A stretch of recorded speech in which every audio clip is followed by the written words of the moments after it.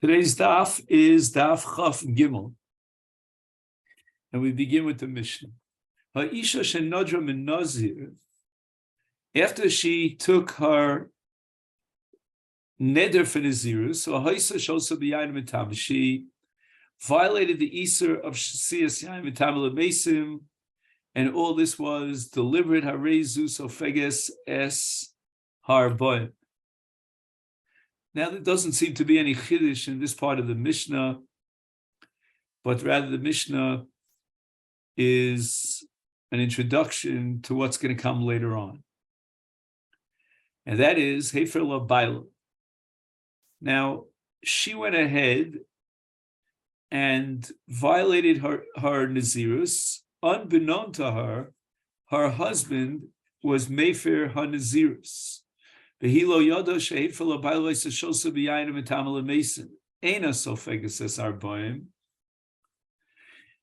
even though in her mindset she had violated the Isurei Nazirus, she doesn't get Malchus because there was no Neder, there was no Nazirus, the Baal was Mefer. However, Rabbi Yehuda Omer, im Eina Sofeges Sarboim, even if I agree with you that she cannot get Malchus Doraisa, but Tispog, he makas mardus. She should certainly not be getting away with it without any punishment. She should get makas mardus d'Rabbanan, because again, in her mind, to the best of her knowledge, she was deliberately violating the Nazirus, violating the Torah law. She was rebelling against the Ribbon Shalom, and that's called makas mardus. Mardus miloshan rebellion. So that even though we're not talking here about an Isur D'Rabbanan per se, but nevertheless it's like a violation of an Isur D'Rabbanan in the sense that in both cases, this woman who violated her neder, and in the case of someone who violates an Isur D'Rabbanan, he is a mored, and therefore he deserves mardus, makas mardus. Now, Makas Mardus is a little bit less severe than Malchus Doraisa. And, one wonders here if Rabbi Yehuda is working in favor of this woman or against this woman. Maybe by imposing Makas Mardus, he is sort of alleviating her punishable violation. Tana Rabbana, we learned in a Brisa. This is a brisa which Rashi quotes in his Pirush al Torah in Parshas Matos. The Torah says that im yafer osam isha biyom shomo, etc., etc. Isha haferam v'Hashem yislach lo. So the Torah says that the husband was mefer the neder of his wife, and yet Hashem yislach lo, which requires slicha kapara. And the answer is Be'isha shehefer labayla v'hilo yada'a hakosem edavishi tzricha kapara slicha. So she needs to do tshuva in order to achieve kapara and slicha, because even though before she did not violate any iser, but she nevertheless did an action which, according to her own understanding, was a violation of the Torah law, and for that she needs kapara. Now, I'm not sure, does she need kapara for the machshava, or does she need kapara for the maisa? And I'll tell you what bothers me. We have a principle, Ein HaKadosh Baruch Hu mitzaref machshava l'maisa. And a person may have schemed and in his mind designed to implement an aver, but if he never did so, he's not punishable. Here, on the other hand, the person actually implemented the maisa before. And although that Maisa, strictly speaking, is not an Avera, but in the Machshava, it's a Maisa. So I think what's happening here is that HaKadosh Baruch Hu is being Mitzaref Machshava to Maisa because she did a Maisa before. Ukshahayim Agir Rabbi Akiva Etzel Pasuk Zeh, when Rabbi Akiva understood this limud from the Pasuk, Chayabochi would cry. Now, in the footnote here, he brings the Arizal, who says that Rabbi Akiva was actually a, so to speak, a reincarnation of the neshama of Shimon, the Shevet, the son of Yaakov. And Shimon was the one who actually pushed Yosef into the bar. And Rabbi Akiva knew this. And he was not so upset about it because he figured that Shimon was really doing a good thing, although again in Shimon's machshava he was doing a wrong thing. But Hashem, as the pasuk says, Hashem chashva letova lahachios amrav, that the sale of Yosef was a good thing for the Jewish people, and therefore Rabbi Akiva, as the incarnation of the soul of Shimon, was absolutely comfortable, and he didn't feel any nervous tension about it. But now that he found out that even if a person did something which is not strictly speaking an avera, because, as we said before, in the case of Yosef into the bar, which is the beginning of the process of Yosef coming down to Mitzrayim, it was Hashem chashva l'tova. But now he'd find out that it's not enough that Hashem chashva l'Torah. What was your intention? And Shimon was deliberate in his intention. And therefore, Rabbi Akiva realized that he was guilty, or Shimon, his ancestor, was guilty, and Adam nitfas al machshava ra. And Rabbi Akiva darshan the following kal v'chomer: Uma im niskavin lalos biyodo b'sar chazir v'ola biyodo b'sar tleh. A person intended to violate an isur of macholas asuros, and it turned out, as luck would have it, it was kosher food. But his intention was deliberate to violate the Torah law.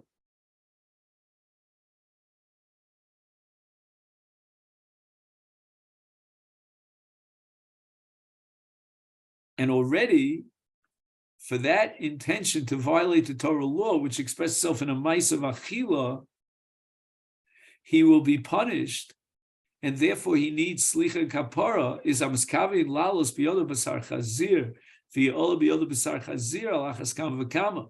Meaning, can we imagine what would be the nature of punishments for a person who not only had the deliberate violation intention, but also was motzi lepoal, and he actually violated that isur?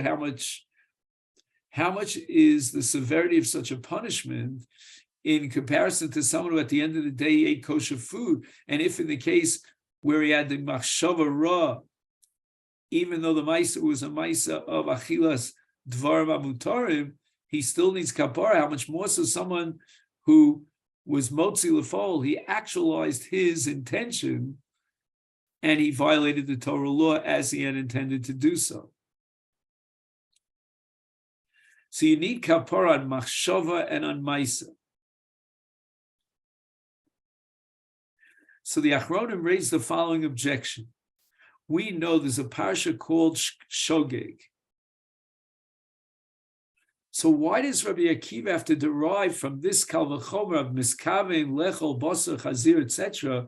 Why not just derive from the fact that a shogeg is punished? He has to bring a carbon. In a case of a rotzeh shogeg, he goes into the miklat. You see, the Torah holds a person responsible for a shgaga. So how much more so amazing? And that itself should have given Rabbi Akiva the reason to be bocher.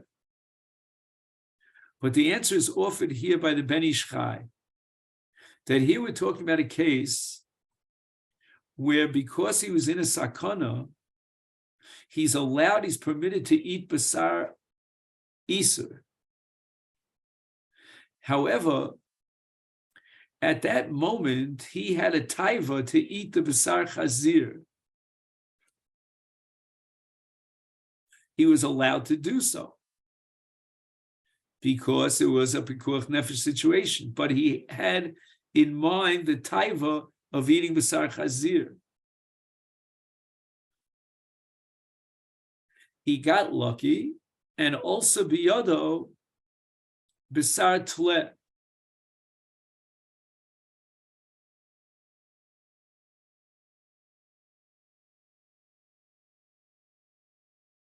Just 1 second.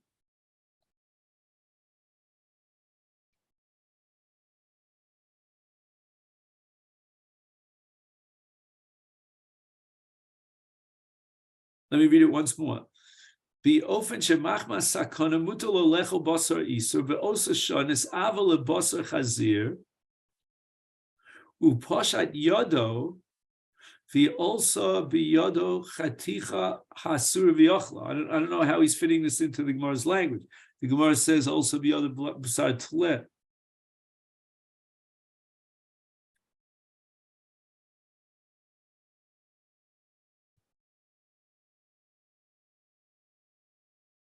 In other words, Rabbi Akiva is saying the following, that if in the case of his kavin lechol basar chazir also be other basar tle, he needs kapara just for the machshava. How much more so in a case of a person who, although he's permitted to eat the basar chazir because of sakana, he had a taiva le'iser, and he enjoyed the benefit of a basar chazir.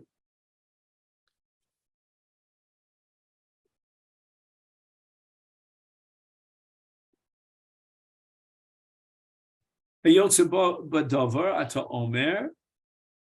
find in the parasha of Karman Osham Habala Safek, and the Torah there Vayikra Hey says Vim Nefesh Ki Sechta etc. V'lo Yoda the Oshem V'Nasa Vono.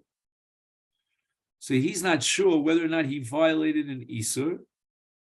He needs kapar, and he brings a Karban Osham Tolu. Uma mishan is coming lalos biyoda b'sar tlevi ol biyoda b'sar chazir. So here's a case where it could be, we don't know, it's a suffix that he violated the achila basar chazir. Kigon chaticha suffix shel shuman suffix shel chelev. So he thought that he was eating shuman, but we're really not sure because we find out that it might be chelev. And Omer Kra, the Torah says that even in this case of a suffix, where his intention was not to violate the Torah, nevertheless, the pasuk says, Omer Kra v'nasa vono. He needs kapar, he has to bring a korban osham tolu.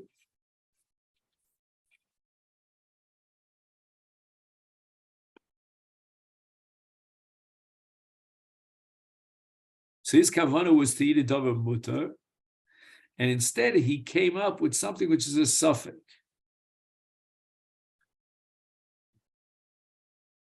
Is therefore mishan is coming lalos biyoda b'sar chazir, v'yola biyoda b'sar chazir alachas kam v'kama. How much more so do you need kapara if your intention and your ma'isa were both to violate the Torah? Isi ben Yehudomer. He has a different Kal V'chomer. V'lo yada the Oshem v'nasa vono. Again, it's the same pasuk in the parasha of Oshem Tolu. Uma mishin is coming laos biyoda b'sar tlevel biyoda b'sar chazir. Again, suffix chazir. Ukigon shtei chatichos. So again, this is not the case where you're not sure whether he ate shuman or chelev, but rather there are two chatichos, achas shel chelev, achas shel shuman. So it's definitely chelev here. His kavanah was to eat the shuman, but now maybe he ate the chelev. And the Torah says, v'nos avono is how much more so miskaven, lalos biyodo b'sar chazir, v'yolo biyodo b'sar chazir, lachas kam v'kam. V'al zeh, yidvu hadovin. So the word yidvu means yitztaru, that a person should realize the chomer adin, that even if he didn't have kavanah to do an avera, and we're not even sure that he did the avera, nevertheless there's an asiyas amon here. He should have been more careful. So Gemara immediately asks, hani lamali, why do we need in this price of 3 different kal v'chomers?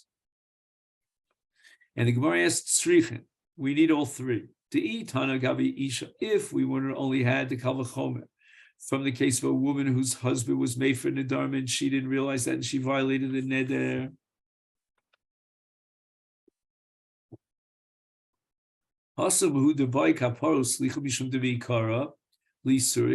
She certainly had kavana for the Maaseh Isur.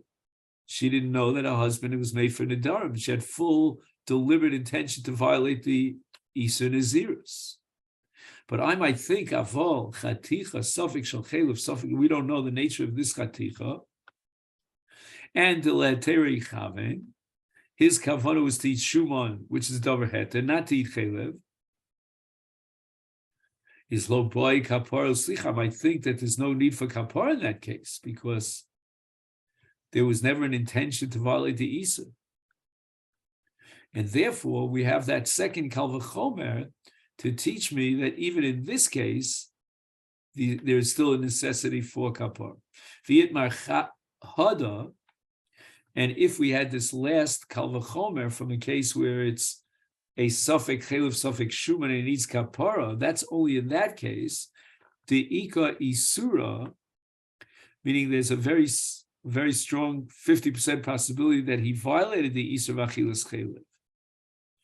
Aval isha dehefer labayla dehetera, we know for sure without a shadow of a doubt that she was not in violation of the neder because the Baal was made for the neder. Loti boy, I might think she doesn't need kapar slicha. V'yitmar b'hani tarti, if we had these two psukim, hava min, I would have said hani tarti hu desagi laho b'kapar slicha. In these cases, there's enough of a reason to alleviate the severity of the violation and allow for kapar and slicha. Why? Because first of all, in the case of Safek, and he or she brings a korban asham there, we're not even sure that he violated the Isur and he ate chelev. And secondly, in the case of Nazir, she certainly didn't violate the Isur Nazirus. And that's called lo ikva isura. Aval b'shtei chatichas hashel chevach shel shuma de ikva isura lo sagile b'kapar slicha. But if we know that in this mixture there's not only a piece of shuma, but there's also a piece of chelev, that's called ikva isura. The isur is kavua lefanav. He knows that there's a chaticha surah here. He knows that there's chelev here. And in such a case, maybe the Torah would say he doesn't get off the hook. And maybe a korban would not be enough to achieve kapara. Kamash malan.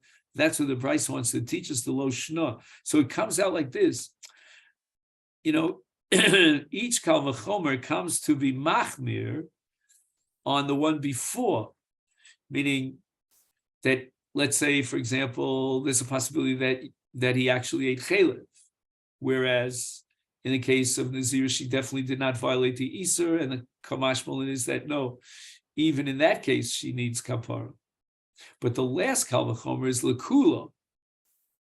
He's telling you that, yes, there is kapara for someone in the case of Ikba Isura. I didn't see anyone point this out.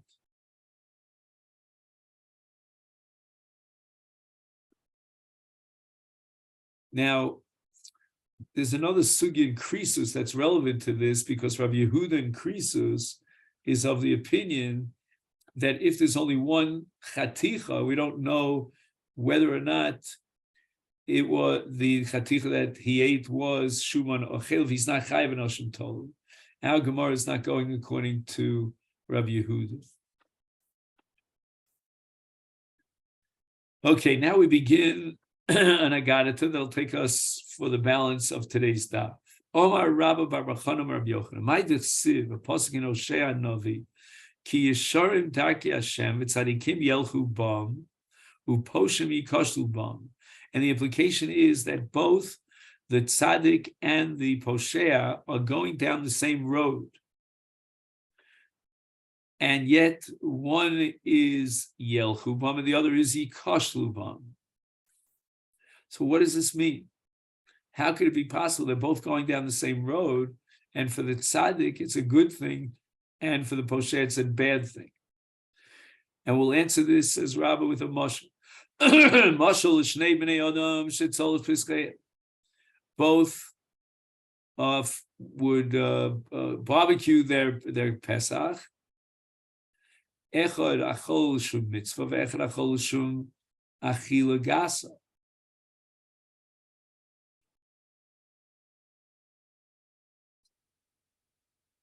Zeh shachol shum mitzvah tzadikim yelchu bam. V'zeh shachol shum achila gasa uposhim yikoshlu bam. Now this is very strange here.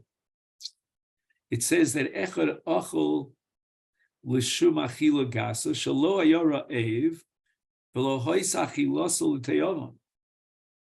How could this be? The Gemara says that Korban Pesach has to be nechal ala sova.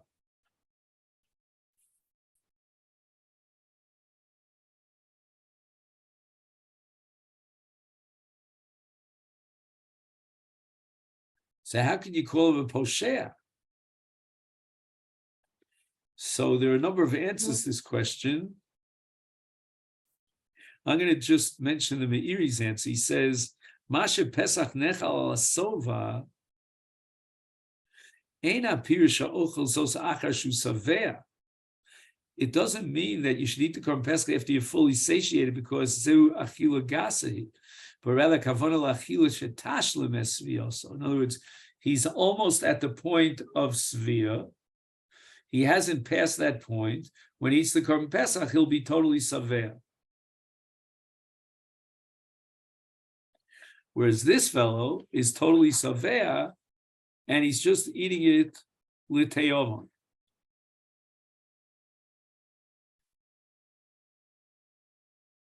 Now we have Reish Lakish. Reish Lakish disagrees with Rabbi Yochanan in interpreting, in Rabbah, in the name of Rabbi Yochanan, interpreting the pasuk in Hosea. Hi, Rasha Karisle. Okay, Yeden Achila Gas. Is that called a Rasha? And therefore will apply the pasuk of Poshim Yikashlu Bam. The Hidlo Kavid Mitzvah Muvchar. Okay, the Mitzvah Muvchar is to eat b'teyomon. He was already. The Mitzvah Muvchar is to eat ala sova, and he was beyond that. Is Pesach miyaka'avid, but he did fulfill the mitzvah achilas Pesach. How can you call him a posheh? So the Rishonim don't understand this objection of Reish Lakish. We have a principle called achila gasa ein shmei achila. And here the Gemara says, in the name of Rabbi Yochanan, that achila l'shum achila gasa. So Tosas answers this question by saying that a person who's savea is not necessarily eating an achila gasa. Achila gasa is beyond that. It's what's called nafsho kotza b'achila. I mean, he can hardly tolerate taking the food down.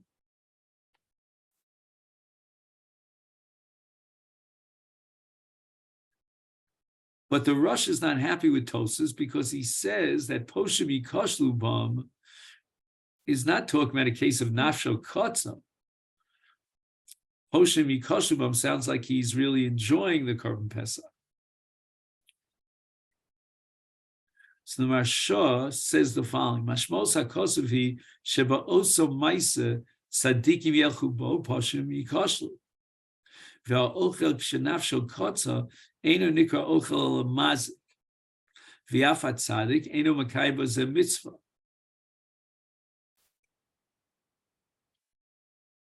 Ella, so now Reish Lakish has to find an alternative interpretation of the pasuk. Mashal l'shnei b'yom zeish tov zachoso imo. So there was a confusion here about the two women, and two men had relationships with these two women. Ze ish tov achoso imo. Lazen is damlo ishto, lazen is damlo achoso.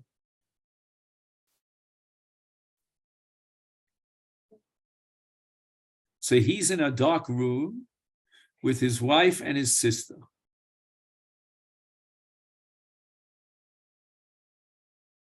What does it mean, ishto vachoso?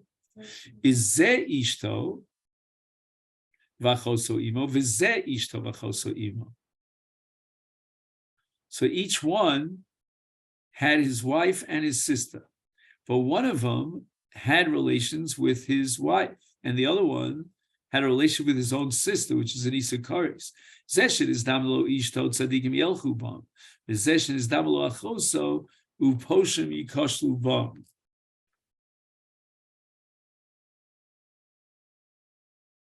So he says here in the footnote, again quoting the Maharsha, that the pasuk in Mishlei says lo yeuna l'tzadik al ovan. So how could it be that HaKadosh Baruch Hu, for someone who's guiltless, was mizameh lo his own sister? So he says Hasheni niskamin l'arshia v'zimeh lo es achosa.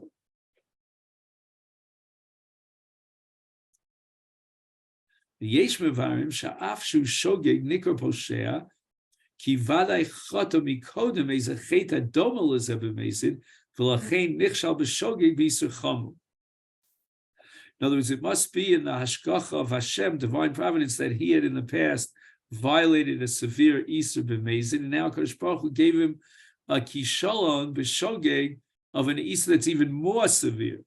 This reminds us of Shemin al Yado, with the ladder.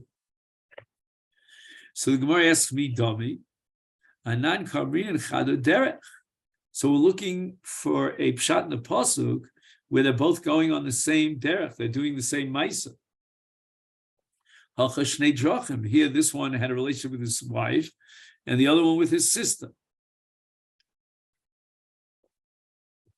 Ela moshel lilot ushtei b'nosav ima. Hein sheniskam l'shem mitzvah tzadikim yelchu ba. Who, meaning Lot, sheniskam l'shem avera, who poshem yikoshlu ba. So there was one Maisa Bia between Lot and his first daughter, and then the next night Lot and his second daughter, and they wanted to be Makayim the Olam, to be Mamid Doros. That's called Tzadikim Yelchubam. We'll see what their reward was. Whereas Lot, his kavanah was the Shem Avera. So Gemara asks, "V'dilma hu nami l'shum mitzvah chavit." How do you know for sure that Lot was not interested in propagating the world, but rather just for the pleasure of having this relationship? And the Gemara is going to answer based on a drasha of Rabbi Yochanan. When Lot separates himself from Avram Avinu, the pasuk says, "Vayisa Lot es Einov, vayares kol kikar hayarden kikula mashke." On Rabbi Yochanan, kol ha-pasuk hazel shem averanim. Every single word in this pasuk is a remez to explain why Lot chose stone, because stone was shotuf bezima. For example, it says Vayisa Lot, and how do we know the Vayisa is a lashon of zima? Shenema, because it says Vatisa eshes adonam esenel. So this is eshes Potifar, and Vatisa, she wanted to have znus with Yosef. And then the pasuk says Es Einov. That's also an Esias Einayim Lavera, as it says in the pasuk in Shoftim with regard to Shimshon. There was a debate, an argument between Shimshon and his father, because Shimshon wanted to marry a certain Knanis. Mibnos Plishtim, to be more precise. And Shimshon's parents tried to talk him out of it. And his response was, "Vayomolo ovi v'imo ha'ein bibnos achecha u'b'chol ami isha." This is what they said to him. Is there no woman amongst the daughters of your brothers, meaning of Israel? Isha kiato lech lekachas isha miplishtim harelim. But the answer is, Vayomer Shimshon el Aviv Osa Kachli. I want to marry her. Ki he Yeshara B'Einai. What does that mean, Yeshar B'Einai? What was so Yeshar B'Einai? But rather he had a taiva for her. So we see that B'Einai Esainav is also Lashon taiva. And I think if we could add here that on the pasuk Susu Achrei Levavka Achrei Nechem, Einechem Zu Snus. Then the pasuk says Vayar, and Lot beheld the Kikar Yarden. Vayar oso Shechem ben Chamor. Right? Shechem sees Dinah, and he has a taiva for Dinah. As called Kikar Yarden is also a remez to sexual immorality, because the word Kikar is written by Znus. In the pasuk in Mishlei, Ki biad isha zona ad Kikar lechem. A person will sell the last loaf of bread that he owns in order to have Znus with an isha zona. So we see the word Kikar in the context of Znus. Kikula mashke, this is also a remez for Znus. As it says in the pasuk in Hosea, Elcha acharei ma'avai, nosne lachmi, u'memi tzamri, u'fishti shamni, vishikuyoi. So we'll emphasize the word vishikuyoi. Shikuyoi is miloshe mashke. And here also we see that the pasuk is talking about a passionate love and mashke. So Lot also was only interested in Avera. And therefore, if he had a relationship with his daughters, then we're not going to be danim l'kav schus. But on the contrary, we're going to assume that for sure he had kavana l'shem Avera. Now, he quotes a Birchas HaRosh here in the footnote that there are chamisha in Yonei Isur Shahoya Eitzel Lot. Number one, L'Shem Noi, and that we learned from Eshes Potifar. She was so impressed by the beauty of Yosef, so taken by and allured by it. L'Shem Maila, person like builds himself up. And it says Yeshar B'Einai, right? The Kilu Shimshon says, oh, she's a good woman, and she's a balas midos or something like that, balas milos. L'shem hisparus, a person has this relationship because he wants to show off. Like, for example, Shechem ben Chamor is interested in showing and projecting the fact that he had a relationship with the daughter of Yaakov. L'shem Zima, as it says, Kikar, is a remez for the person who will give up his last piece of bread for Zima, and l'shem Mamon El Chachrei Ma'ovai Nosnei Lachm.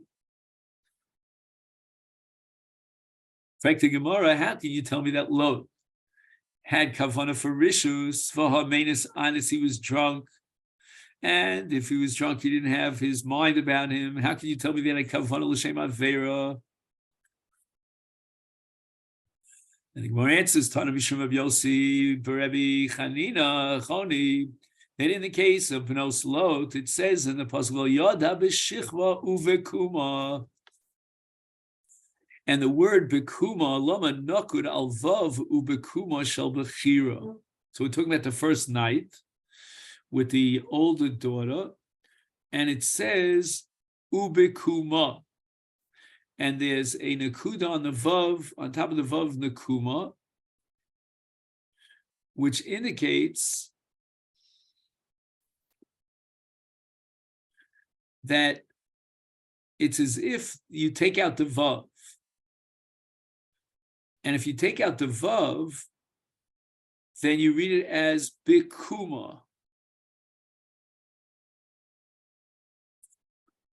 Again, it's a little bit more complicated than I'm making it out to be here about the Nakuda here. He says here in the name of Tosus that the Nakuda is Okeres Hamila. It takes out the word. The Marsha says, so why does it say Ubakuma if you're just taking out the word? So the Taz explains, Shebevadai Bekumo, when he woke up, Ra, he saw what had happened, V'yoda, and he knew that she was with him. Again, he may not have known about the Maisa Bia, but he knew that she was close to him, that they had some sort of an intimacy. So if you take out the vav of ubekuma because of the nakuda, uki'ilu kasuv ubekama below vav.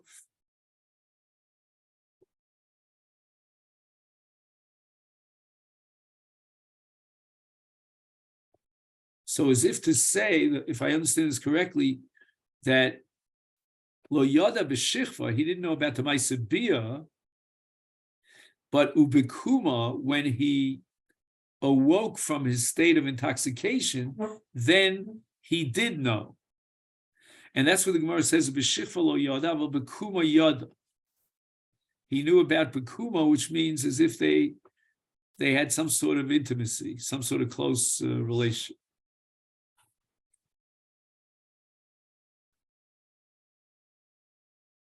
So the Gemara asks, okay, he found out about it when morning broke. So what could he do? The Maisa was already done. Why is he guilty? Why are we saying Urashoim yikoshlu bam? Uposhim yikoshlu bam. So our answer is nafkamina de lepanya achrina lo yiboyle mishtei chamra. He should have realized that as a result of his drunkenness, this is what brought about this to happen. He got drunk a second night, apparently hoping that it would happen again, and it did with his younger daughter. Dorish Rava, Maidich Siv, Pasuk in Mishlei, Ach Nifsha Mikiryas Oz. There's a brother who is a Poshea, and he rebels against his brother, and he forfeits an Ir Chazaka, a strong city, as a result. So Rashi, not here but elsewhere, explains that Nifsha is Miloshan merit, and it's a reference to Lot, who rebelled against Avraham Avinu when he was Poresh and Misrachek Mimenu.